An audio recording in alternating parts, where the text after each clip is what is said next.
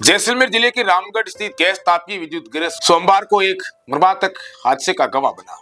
इस घटना ने एक गरीब परिवार का चिराग बुझा दिया और बिजली घर प्रबंधन की सुरक्षा व्यवस्थाओं की हकीकत भी सामने ला दी। ड्यूटी के दौरान करीब 50 फीट की ऊंचाई से गिरने के कारण ठेका श्रमिक नथमल सुथार की दर्दनाक मौत ने पूरे क्षेत्र में उबाल पैदा कर दिया है। यह हादसा उन हजारों श्रमिकों की सुरक्षा के प्रति बरती जा रही लापरवाही का नतीजा है जो कठिन परिस्थितियों में काम करने को मजबूर है। सोमवार दोपहर को जब सुरक्षा गार्ड ने नथमल का लहूलुहान शव जमीन पर पड़ा देखा तो बिजली घर में सन्नाटा पसर गया। इसके बाद उपजे आक्रोश ने पूरी रामगढ़ कस्बे की रफ्तार थाम दी है। हादसे के विरोध में सोमवार से शुरू हुआ रामगढ़ बंद आज मंगलवार को दूसरे दिन भी पूरी तरह प्रभावी है। सुथार समाज और स्थानीय ग्रामीणों के आह्वान पर चाय की छड़ियों से लेकर बड़े व्यापारिक प्रतिष्ठान तक बंद है।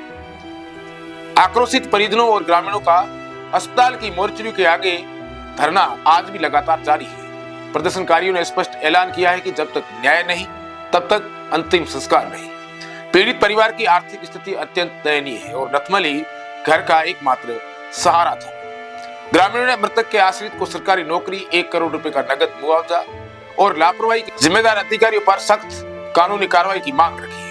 ग्रामीणों का सीधा आरोप है कि बड़े दावों के बावजूद बिजली घर में सुरक्षा उपकरणों के नाम पर केवल खानापूर्ति की जाती है। देर शाम तक बिजली घर के मुख्य अभियंता और आला अधिकारियों के साथ चली कई दौर की वार्ताएं बेनतीजा रही, क्योंकि प्रबंधन की ओर से कोई ठोस लिखित आश्वासन सामने नहीं आया।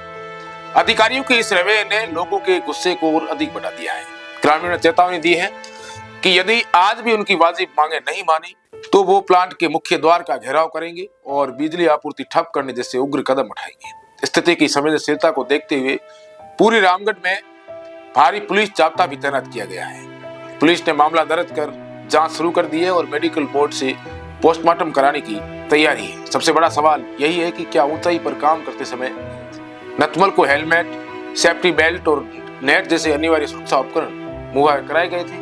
अगर नहीं तो इस बड़ी लापरवाही की जिम्मेदार अधिकारियों पर कार्रवाई कब होगी? फिलहाल रामगढ़ की जनता न्याय की आस में सड़कों पर डटी है और बिजली घर प्रशासन की चुप्पी और उनकी संवेदनहीनता को दर्शा रही है। कई सारे जनप्रतिनिधि और नेता जो है वो धरने पर पहुंच चुके हैं। अब देखना ये होगा कि बिजली घर के जो बड़े आला अधिकारी हैं वो कब तक उनकी मांगों को मानते हैं और इस नथमल को न्याय दिलाने में आगे आते हैं। ऐसी खबरों को देखने के लिए द बवाल के साथ जुड़े रहें।